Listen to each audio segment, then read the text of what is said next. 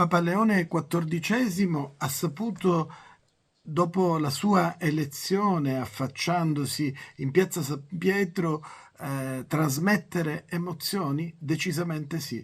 Già i suoi occhi lucidi sotto gli occhiali facevano capire che si tratta di un uomo, di un missionario, di un americano ma anche di un peruviano, figlio di italiani ma anche di francesi e soprattutto figlio del mondo, consapevole di quello che accade nelle stanze vaticane, attento osservatore delle lezioni di Sant'Agostino, quale agostiniano, ma allo stesso tempo capace di comprendere i bisogni degli ultimi.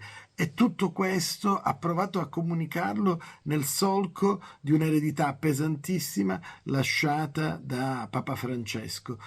Questo nuovo Papa ha convinto in poche battute tutti quanti, chi lo acclamava sotto la sua nuova dimora, e lo ha fatto con semplicità, lo ha fatto con umiltà, ma l'ha fatto anche con tanta competenza, dimostrando di avere carattere, ma dimostrando anche di avere uno stile comunicativo completamente diverso da Papa Francesco o da Papa Wojtyla. Ha dimostrato di essere se stesso e ci ha fatto comprendere che forse ne vedremo delle belle, perché avremo spunti comunicativi emozionali che saranno completamente diversi dal passato. Il fatto che americano lo aiuterà nei processi di pace? Decisamente sì, ma anche il fatto che ha conosciuto la fame che c'è in Perù, il fatto che ha saputo guidare i tanti vescovi in momenti molto difficili.